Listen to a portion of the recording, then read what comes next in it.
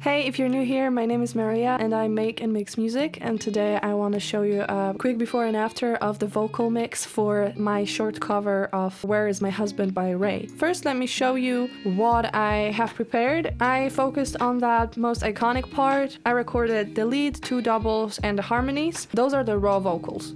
I would like a ring, I would like a ring, I would like a diamond ring on my wedding finger. I would like a big shiny diamond that I could wave around and talk about it. And one of the days here, forgive me, good that I could ever doubt it. Cause everything I do is hear about it. This man is testing me. Help me, Lord, I need you to tell me, baby, where the hell's my husband?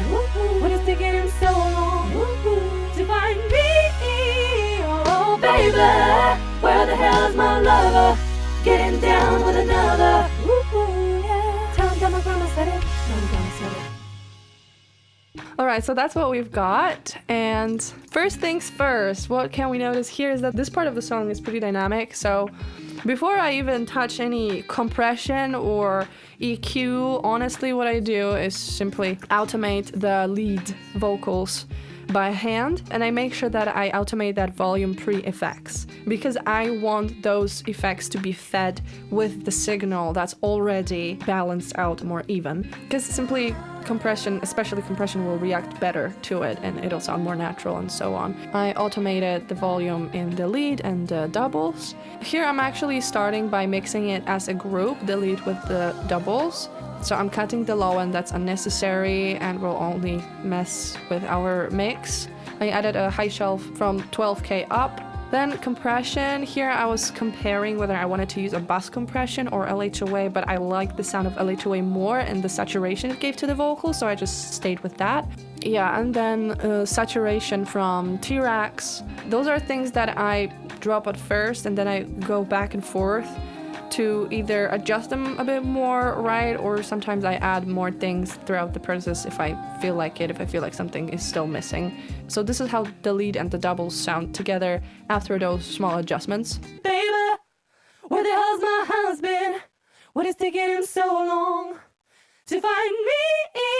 Oh, baby. And when that's done, I usually move to panning left and right. So if we're talking about doubles, I like to keep them on about 40% left and right, because going anywhere further than that is, in my opinion, or rather in my mixes, it's reserved for the backing vocals. Or if I have a choir, then I pan a lot and further if I have more vocals that sing the same vocal melody. But other than that, I just like to keep them somehow within like 30-40% left or right.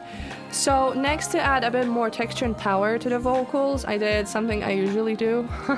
This parallel distortion. Just for those 3 vocal tracks, I mix it in a little bit to, like I said, enhance their presence in the mix.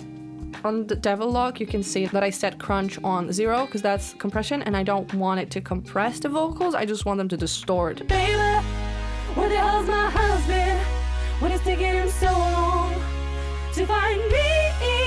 Oh, baby, where the hell's my lover? Let's move to the harmonies. And when the day's here, forgive me, good that I could ever doubt it. I love that. I love that. So here, similar process at first with the EQ, with the difference that I immediately with the difference that I want to make harmony sound brighter and thinner than the lead and the doubles, because it makes the mix more interesting overall. Yeah, I cut more of those mids and boost the high end slightly more by also adding an additional EQ, PB EQ from TR5, and just boosting the high shelf on its own by like 2 decibels to add that air and clarity and sparkle. So the chain is Pro Q, LA2A, saturation, Saturn in this case, trying to saturate the high, mid, and low bands slightly differently. And when the day's here, forgive me, good that I could ever doubt it.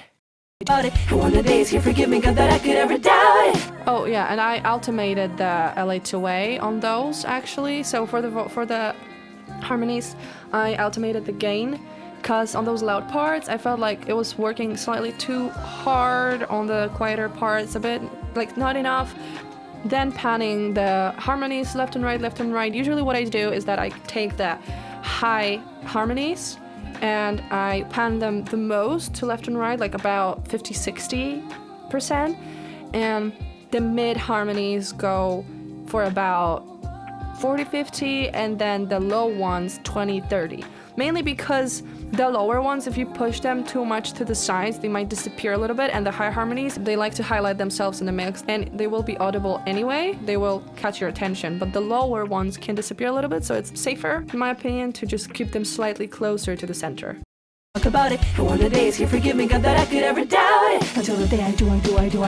So throughout the mix, what kept on bothering me is that I noticed that one of the doubles kept on peaking. So I just grabbed T-Rex clipper to shave that peak off. I didn't want to compress that track entirely because that wasn't like, it wouldn't sound good. I mean, so I just wanted to shave off those peaks. So I just used clipper for that. And the fun part, the most fun part for me always, reverbs. Space. Choosing reverbs is definitely one of my favorite crafts and arts, and I love doing that. So here I went with Pro R for the lead and the doubles. So the space, like, I wanted it to be present but not overwhelming, so I just kept like the medium large room and mixed it in to, like, I don't know, just according to taste, honestly. How like a ring, oh like a ring, oh like a diamond ring on my wedding finger. I would like a big and shiny diamond that I could wave around and talk about it. And one of the days, here, forgive me, God, that I could ever doubt it. And for the harmonies, I actually went for a different one, CSR Classic Studio Reverb. Why am I using a different reverb? Not the same reverb? Don't you want them to sound like if they are performing in the same room? Well, kinda yeah and no at the same time, because like, yes, we want it to be glued together and cohesive, but at the same time, if you use a different reverb with like similar settings or just similar space but like simply different plugin, it's gonna sound different, it's gonna give more space, more diversity in your mix, and it will make it sound deeper as well, or just nicer to your ears simply. So it's always good to use different plugins for the same purpose. And when the days, here, forgive me, God, that I could ever doubt it. Backing track itself, I just dropped it all under one mix bus with a bus compressor. Someone could now go after me and hate me for it and say, Maria, I should do this from the very beginning. It's a good habit to start with having a bus compression on your mix bus from the very beginning, but I just didn't do it. I mean, it's still gonna sound good, trust me, but like, just saying. To find me, oh baby, where the hell is my lover? Getting down with another.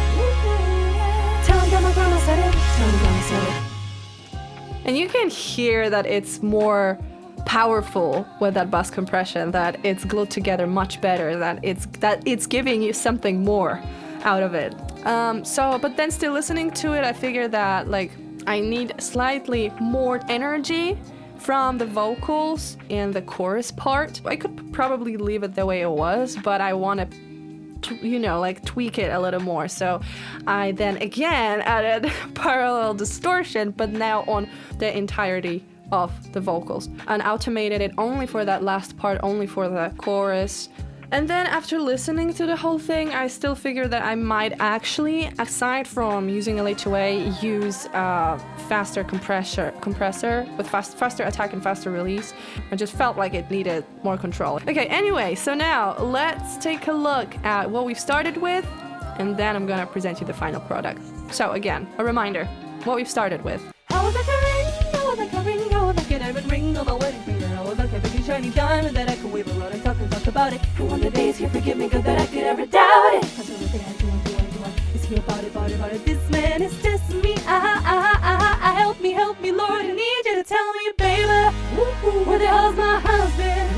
What is taking him so long to find me? Oh, baby, where the hell is my lover? Getting down with another. Tell him that my grandma said it. Tell him grandma said it. All right, and now let's start the show. I would like a ring, I would like a ring, I would like a diamond ring on my wedding finger. I would like a big and shiny diamond that I could wave around and talk about it. And one of the days, here, forgive me, God, that I could ever doubt it. Until the day I do. Is he about it? This man is testing me. Help me, Lord, I need you to tell me, baby, where the hell's my husband? What is taking him so long to find me? Oh, baby, where the hell is my lover? Getting down with another.